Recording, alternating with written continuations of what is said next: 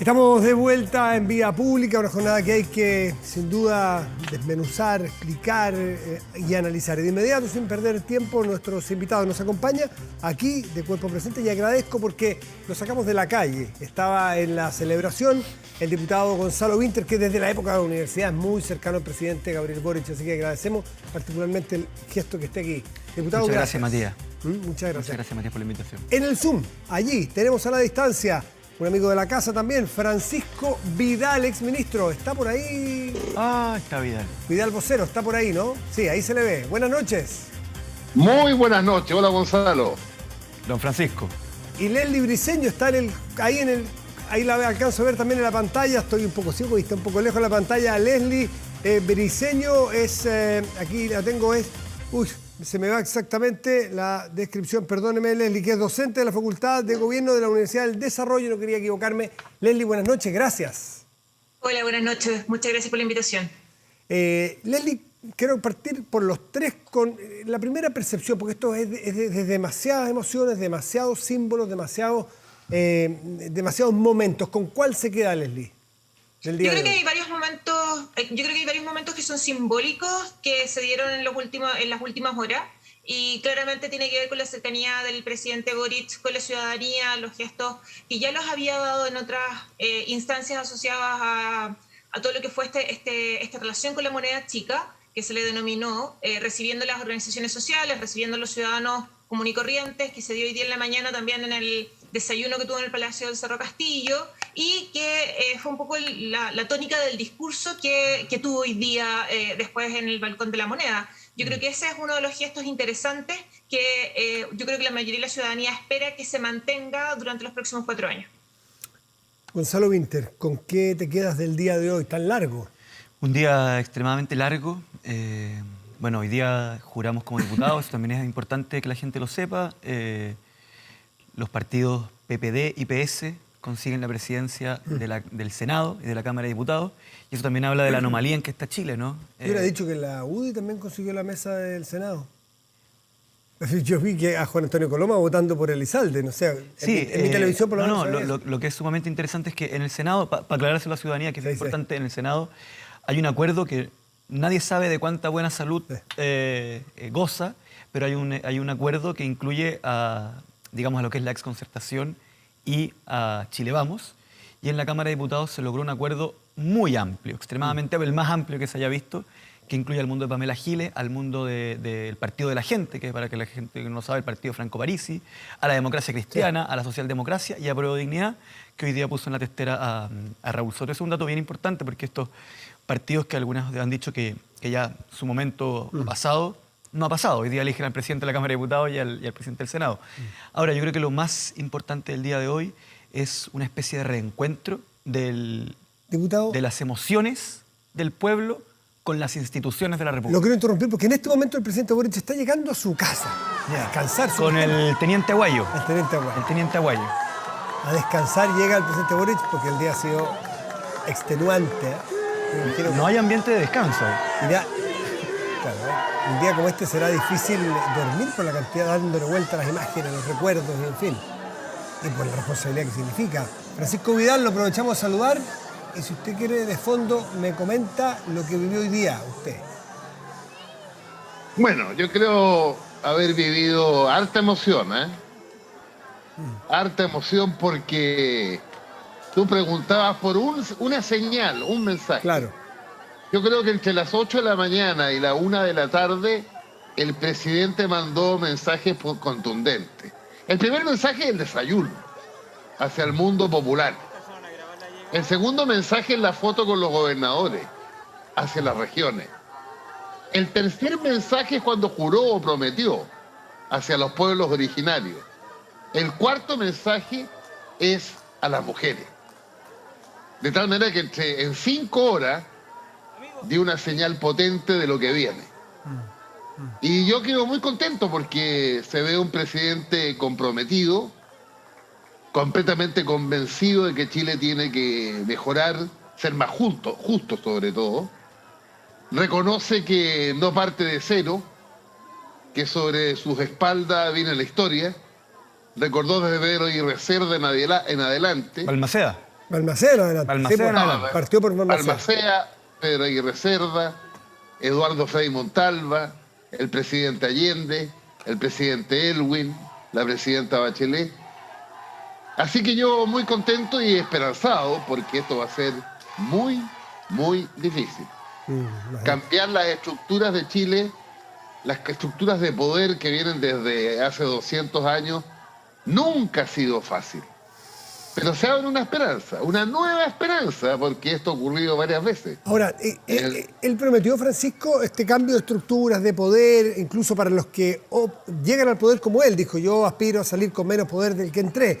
Pero también hoy dijo, vamos lento porque vamos lejos, Gonzalo Winter. ¿Qué significa eso? Decodifícamelo. Sí, es una frase que de partida el presidente Boric utiliza siempre, o lo utiliza desde que era presidente de la FED, para ser más específico. Él dice que desde el colegio... ¿Eso lo entendió? No. Lo que dijo es que la leyó en un lienzo de un colegio tomado en la época en que él ya era dirigente estudiantil de la universidad, digamos.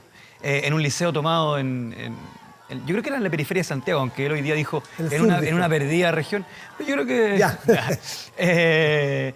no, lo que significa eso es que no tenemos intenciones de hacer cambios que sean pirotécnicos, de hacer cambios que sean estrictamente comunicacionales, que se queden en el simbolismo. Y nosotros entendemos y tenemos la conciencia histórica de que cuando tú no consolidas cambios que logren instalarse culturalmente, que logren instalarse financieramente en la estructura del Estado, que no logren tener una raigambre en un cierto nivel de acuerdo mayoritario en la sociedad chilena, esos cambios van a revertirse cuando se revierta el viento de cola que lleva el barco que te llevó al poder, ¿no? Y el presidente Boric entiende eso, no quiere ser un kamikaze, no quiere ser un presidente que cambie todo para que le reviertan todo en un próximo periodo, sino que él entiende que Chile está herido. Chile tiene un problema de desigualdad, de sensación de injusticia, pero también de sensación de injusticia que nos agrieta, que nos fractura como país, que produce situaciones como lo que llamamos hoy día el estallido social, en donde los chilenos van y protestan contra Chile, donde un montón de chilenos y chilenas consideran lógico destruir una ciudad en la que ellos mismos viven, ¿no? Entonces el presidente Boric entiende que tiene que haber cambios y que la única forma de alcanzar el desarrollo es con justicia social. Y que la justicia social cohesiona a un país y que un país cohesionado se desarrolla mucho más fácil. Leslie, entre los miles de símbolos que nos van a venir a la cabeza, hay uno también especial y que generó también comentarios.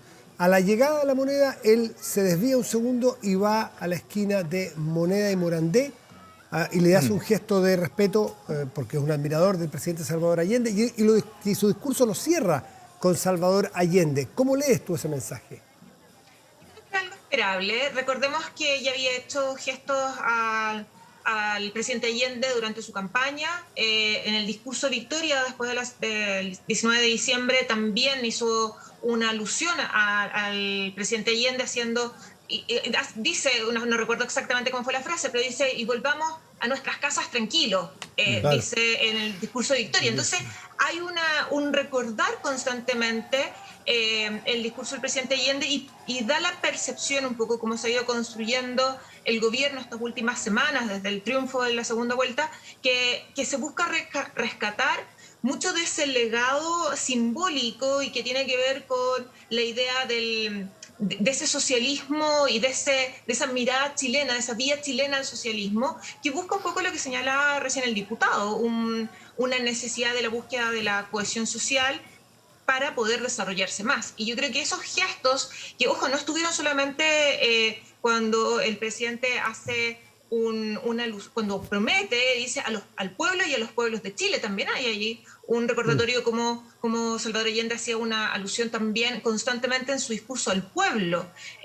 Se vio en este saludo, este gesto frente a la estatua de Salvador Allende, y en el discurso presidencial de hace un par de horas nuevamente lo volvimos a ver. Así que hay una coherencia constante. Ahora, si es que eso se traduce en vincularse mucho más a ese socialismo entre comillas histórico, vamos a ver cómo se relaciona y se correlaciona con las fuerzas políticas que lo llevaron al poder.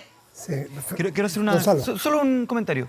El presidente Boric, y al igual que yo, porque hemos tenido una trayectoria similar, ha sido parte de distintas agrupaciones políticas que finalmente, no es que se haya cambiado, por distintas fusiones y quiebres van cambiando de nombre, ¿no? El mundo de la post-zurda, los estudiantes autónomos, la izquierda autónoma, el movimiento autonomista y la convergencia social. Todos esos grupos se han autoidentificado como allendistas desde siempre.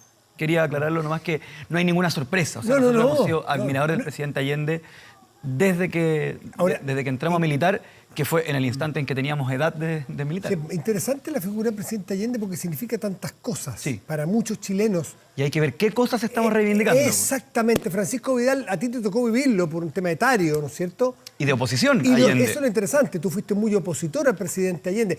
¿Qué crees tú que está reivindicando de esa figura de Salvador Allende Gabriel Boric esta jornada? Yo creo que reivindica y está en sus frases y conceptos contemporáneos del presidente Boric el gran dilema de la izquierda en Chile. Bueno, hablemos de Chile. Que se expresan dos consignas centrales durante la Unidad Popular. Una, avanzar sin transar. La otra, consolidar para seguir avanzando. La del presidente Allende era la segunda.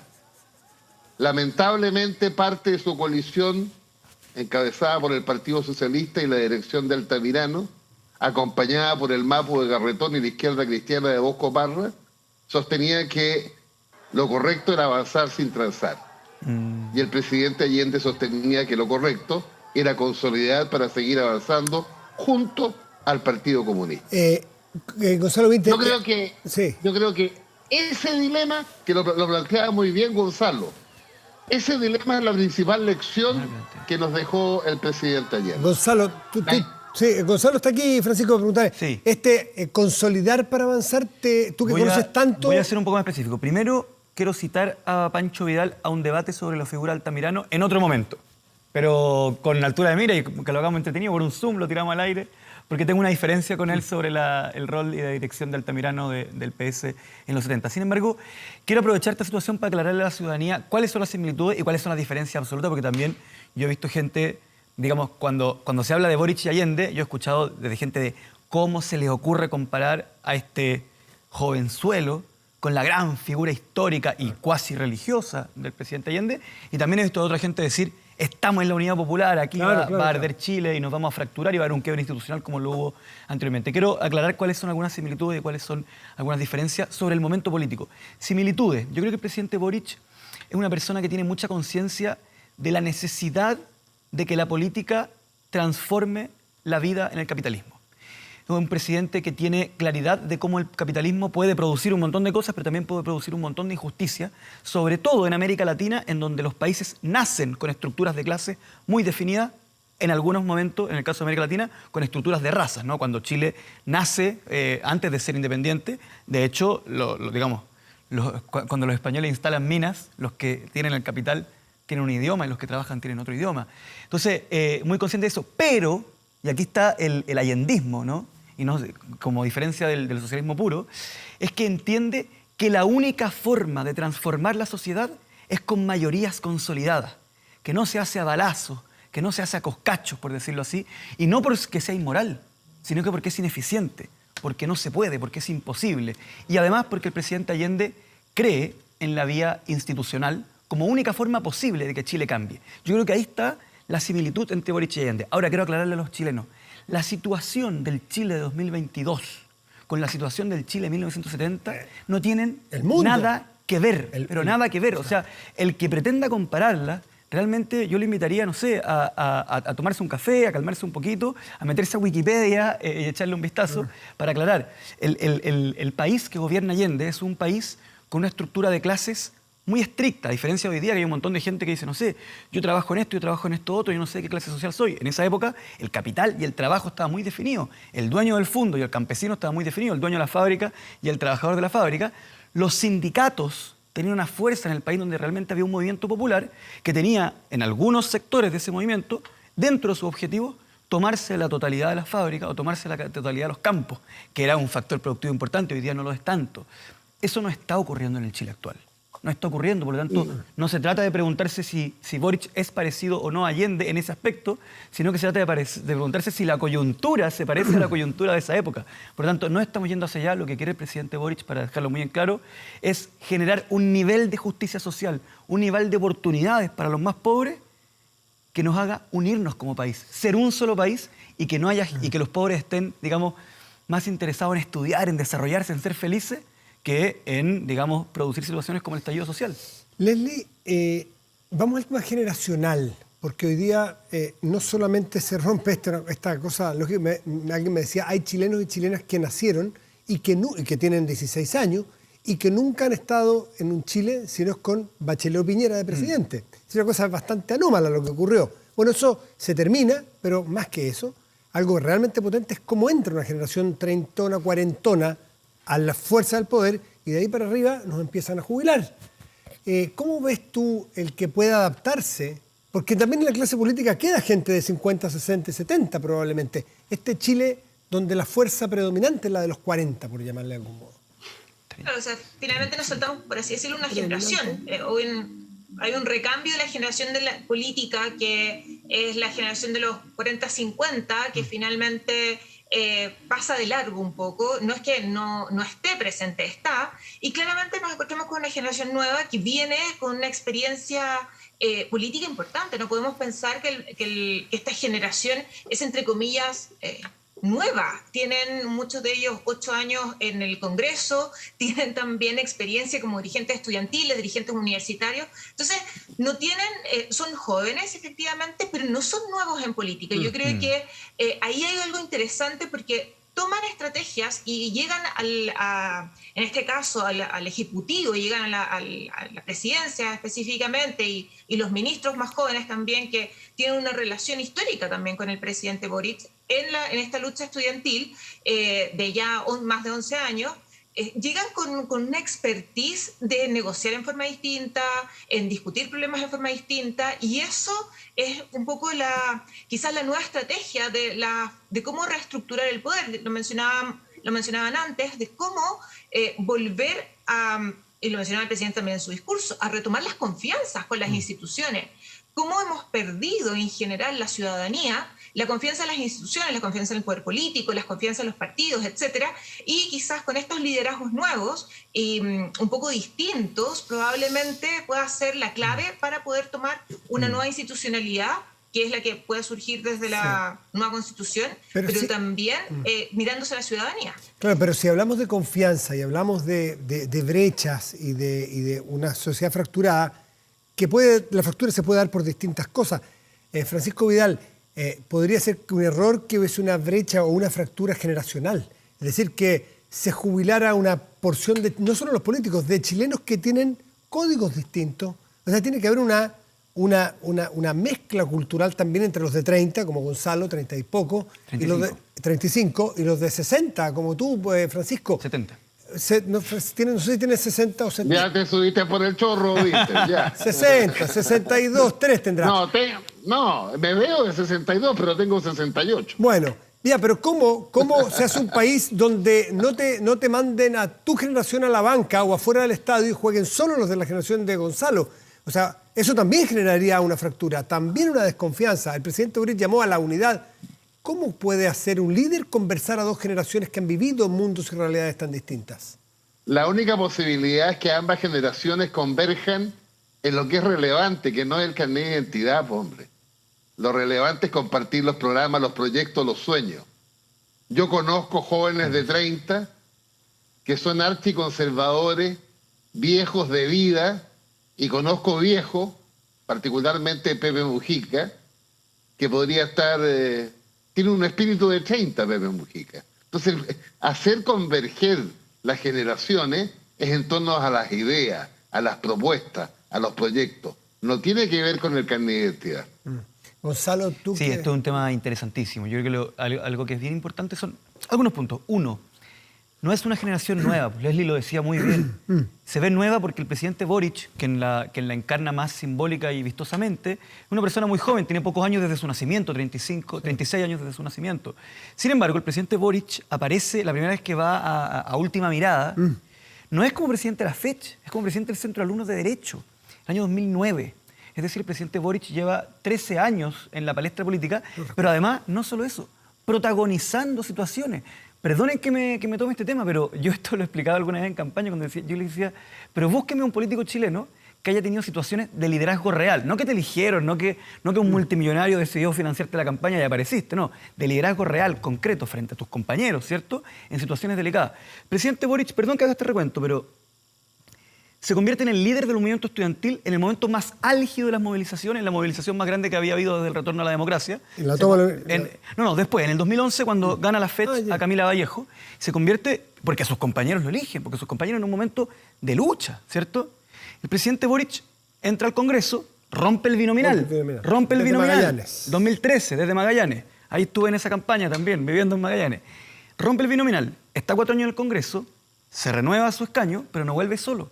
Vuelve con una coalición nueva, Frente Amplio, de la cual es fundador, y vuelve con una bancada de 20 diputados, que lo reconocen como líder, eso es liderazgo real. Después, por poner el último ejemplo, porque ya creo que me estoy excediendo, el presidente Boric toma un protagonismo total en el acuerdo del 15 de noviembre, que ni más ni menos que abre un proceso constituyente. Entonces, ¿qué político en Chile?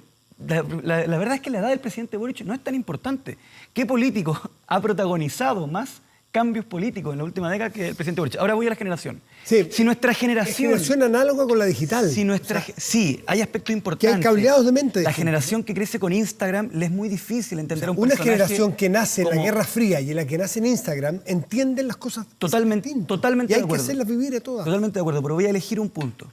Si nuestra generación creyera que somos mejores que nuestras generaciones anteriores, sería un error y sería una catástrofe para el país y seríamos un desastre. ¿Y no ocurre, Gonzalo, de gobierno un poco? No. Bueno, y el que ocurra le mando a decir que está equivocado.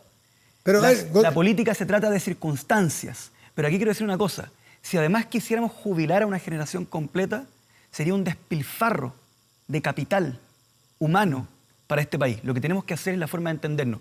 Y aquí quiero decir también que hubo un momento de mucho choque entre lo que hoy día es Apruebo Dignidad, o en particular del Frente Amplio, con el mundo de la exconcertación. De un choque muy abierto. Y mucha gente dice, bueno, pero después el Frente Amplio en segunda vuelta se va hacia el reconocimiento de la concertación y hacia la unidad con ellos. Yo tengo una visión distinta. Yo creo que el mundo de la exconcertación en los últimos 10 años cambió muchísimo su discurso. En parte porque el mundo cambió, en parte porque pasan los años, porque hay nuevos diagnósticos y también por la presión que se ejercía por su izquierda, digamos. Pero el programa de Yasna Proboste, el programa de Paula Narváez, o sea, no tienen nada que ver con el programa de Ferro Style. Entonces, no es menor considerar que puede haber una unidad en torno a las ideas que haga que la edad pase a ser secundaria. Los quiero mover a otro tema los tres, salvo que alguien quiera aportar algo. Le quiero pedir al director si me puede poner la última cuña que tenemos en el listado que preparamos. La última, para darle pie a un nuevo capítulo de la conversación. Sí, exactamente. Porque, Francisco Vidal, le voy a partir contigo, porque de lo que te voy a poner esta partecita del discurso. Porque otra cosa es con guitarra. Mire, escuchemos. Antes se hablaba de la pacificación de la Araucanía, qué término más burdo e injusto. Después algunos decían el conflicto mapuche. No, señores, no es el conflicto mapuche. Es el conflicto entre el Estado chileno y un pueblo que tiene derecho a existir. Y allí la solución no es ni será la violencia. Trabajaremos incansablemente por reconstruir las confianzas después de tantas décadas de abuso y de despojo. El presidente Boric habla de la violencia en general, porque hay una zona donde hay mucha violencia, y si es un hecho objetivo. Es como decir que esa se llama la región de la Araucanía o la macrozona sur, ahí hay violencia, hay violentos.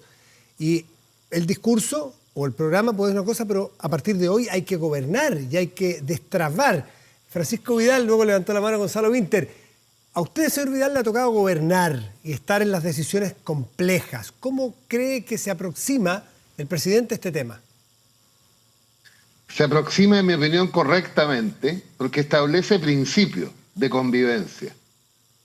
Y lo que hay que erradicar en la lucha política, histórica, ancestral, reivindicativa, el uso de la violencia como instrumento político. Segundo, creo que el presidente y el gobierno, con respecto a la macrozona sur, están tomando una opción. Y le están diciendo a los violentistas, hagamos un alto. hagamos una tregua. Tratemos de resolver esto políticamente. Ahora, yo espero que esto resulte. Ahora, es complejo porque ustedes habrán visto en las noticias que las 13 agrupaciones más violentistas se reunieron hace como 2 semanas en una especie de cumbre de congreso y sostuvieron que la lucha violenta sigue contra este nuevo gobierno. Pero creo que para la historia va a quedar un gobierno que abre la mano, que no la empuña con un guante de acero, abre la mano y la palabra está en el otro lado. Gonzalo Winter levantó la mano. Yo voy a tomar un cafecito un segundo. Adelante. Gonzalo, levantaste la mano porque este tema imagino que... No, ahora, que el café sea para el conductor y no para los invitados. No, ya viene para el invitado, tranquilo, ya viene. Yo me estoy tomando 2 cafés aquí. Gonzalo Winter ya le traen su café. Quiero aprovechar las cámaras de la televisión pública para distinguir 3 expresiones que ocupa el presidente Boric, si me lo permite, Matías. Una, habla de la pacificación de la Araucanía. Para que todo el mundo lo entienda, se le suele llamar así a un proceso que se dio en Chile específicamente entre 1862 y 1883, que es una situación en donde el Estado de Chile conscientemente y con discusión en el Congreso decide invadir un territorio que tenía vedado, y manda al ejército que tenía vedado por un tratado que era el Tratado de Tapigüe de 1825, en donde el Estado de Chile llegaba a un entendimiento con el pueblo mapuche con una frontera clara que era el río Biobío. ¿Ya? Hoy en día soy de aquellos que piensan que eso fue una guerra de invasión que dejó un montón de costos políticos que perduran hasta el día de hoy. Segundo, habla del mal llamado conflicto mapuche. Eso es otra cosa, es como se le suele llamar a la violencia surgida en la provincia de Arauco y en la región de la Araucanía durante el final del siglo XX y principios del XXI, mal llamado conflicto mapuche porque en el fondo era un conflicto político entre la nación o pueblo mapuche con el Estado de Chile que nunca había terminado de invadirlo en mis propios términos. Y que nuestra visión, y es la que comparto con el presidente Boric, es que el Estado de Chile nunca quiso entender el problema político que había y lo intentó solucionar de manera estrictamente policial, ergo violenta. Y que, muy importante, anoten la palabra, fracasó. Más allá de si usted cree que es justa o injusta la solución violenta, yo le quiero decir que la solución violenta fue un fracaso, por lo tanto había que pasar a la política. Pero espera, y la tercera es que habla de la violencia generalizada. ¿Y por qué el presidente Boric no dice hoy día algo que hace 5 años él hubiese dicho? Que hace 5 años yo les digo que hubiese dicho Boric si ganaba. Hubiese dicho el conflicto entre el Estado chileno y el pueblo mapuche se soluciona con política, con reconocimiento de las tierras y con la autonomía del pueblo mapuche. ¿Por qué no dijo eso? Porque también entiende que hoy día estamos en una tercera fase en donde hay una violencia no diagnosticada, en donde se parecieran cruzar distintos tipos de banda con algo de narcotráfico, etcétera, en donde, a diferencia de lo que él hubiese dicho hace 5 años, es más compleja la hoy violencia. día es más complejo y por eso el presidente Boric hoy día no le dice al país yo tengo la solución, sino que dice yo estoy dispuesto a innovar. ¿Hay una violencia que está escondida detrás de la causa mapuche? Yo no soy especialista, que se aprovecha yo no soy especialista en la violencia presente actual del 2022 y 2021 en las regiones, en la provincia de Arauco, en la región de la Araucanía. Sí entiendo las causas de la relación violenta entre el pueblo mapuche y el Estado de Chile y en ese debate me puedo meter, pero no me gustaría venir a decirte hoy día quién está matando a quién y por qué, porque eso sería una irresponsabilidad de mi parte. Y lo que ha fracasado este gobierno es en mezclar todo y decir a los violentistas como si fueran los mismos de antes, simplemente hay que pasarles por encima y no respondernos al país. Si usted quiere solucionar ese problema, no lo va a solucionar con militares, porque usted no sabe quién está matando a quién y por qué. Y mientras no sepa eso, no va a poder solucionar el ¿Leslie? ¿Se entiende? Sí, se entiende. Leslie. Yo creo que también hay un tema ahí que yo vivo en Concepción, soy de la Facultad de Gobierno acá de Concepción, vivo, por así decirlo, mucho más cerca del conflicto de lo que viven ustedes, sí, finalmente. Claro. Y nos afecta en lo cotidiano, nos afecta con los estudiantes, nos afecta cuando cortan la carretera, por alguna situación puntual, pero que también tiene que ver con un problema que tiene que ver con cómo se ha tratado de, entre comillas, prestar soluciones a lo que es el conflicto entre el Estado chileno y el pueblo mapuche. Y no puedo estar más de acuerdo con lo que señala el presidente Boric en su discurso. Es un conflicto entre el Estado y un pueblo. Pero siempre ha tratado de solucionarse a partir de comprender esto como, entre comillas, un problema de acceso a, un problema vinculado a la pobreza, vinculado a...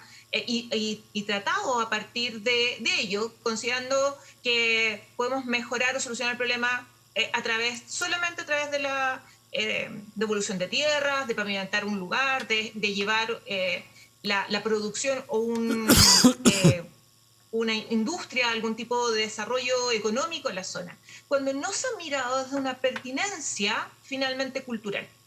Y no ha habido una discusión con todos los actores, una discusión abierta. Hace muy poco, no recuerdo qué día fue, se reunió la actual ministra ya del Interior con los distintos actores vinculados al conflicto, y salieron, especialmente el mundo empresarial, salió muy agradecido de la reunión. Por primera vez encontramos y escuchamos algo distinto, que finalmente tiene que ver con escuchar y dialogar con los actores involucrados. No venir a imponer respuestas desde Santiago, que es algo que generalmente nos ocurre en regiones cuando se nos imponen las cosas. Leslie, tú estás más cerca. Algo de eso ya escuchamos cuando el ministro Alfredo Moreno, al principio, antes del caso Catrillanca, del asesinato de Catrillanca, estábamos escuchando lo mismo. Por primera vez se dialoga, por primera vez están todos, por primera vez y se juntaron comunidades con empresarios, y con algo forestales. con Huenchumilla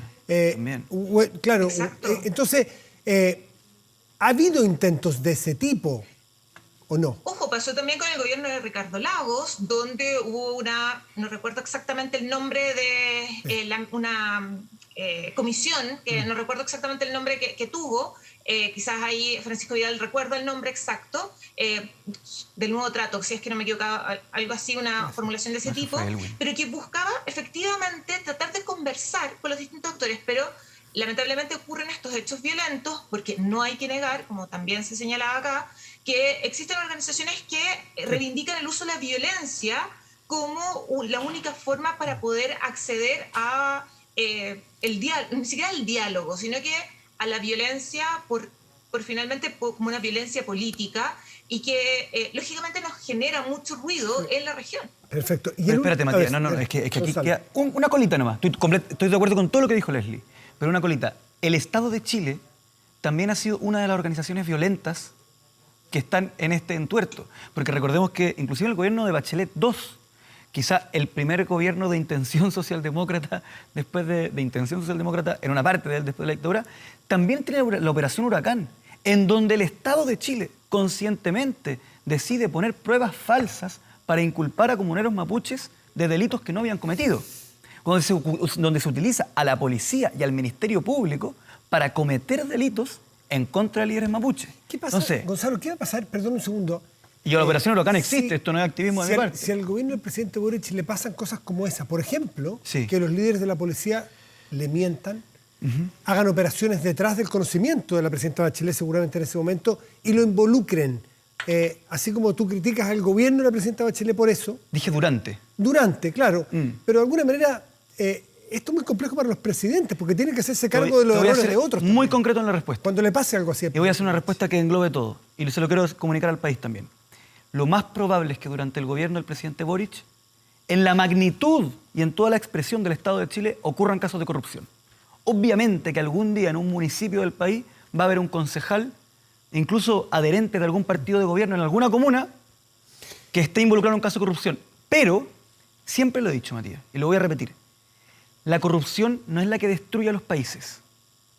Lo que destruye a los países es cuando las instituciones que tienen que reaccionar frente a la corrupción se comportan de manera cómplice. Gonzalo, es la impunidad la que corrompe a los Y si países. en el gobierno del presidente Boric uno o más policías en un acto complejo, en una toma o en un enfrentamiento así, una crisis, se salen del libreto y de los protocolos y violan los derechos humanos de una persona. Eso puede pasar perfectamente. El punto es la reacción que tomen los personeros propiamente de gobierno frente a la información que van recibiendo, es a través de lo cual vamos a juzgar al gobierno.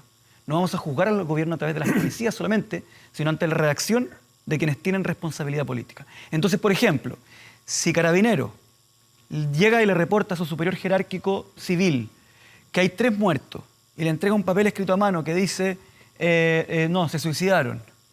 Y eso pasó para el 18 de octubre?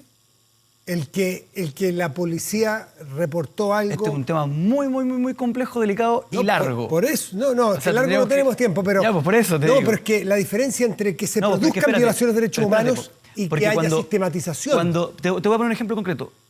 Cuando el gobierno de Piñera tiene lo que se llama un sesgo de confirmación ante el caso Catrillanca, en donde creen una sarta de mentiras de Carabineros que para cualquier persona que esté involucrada en esta situación le generarían una sospecha.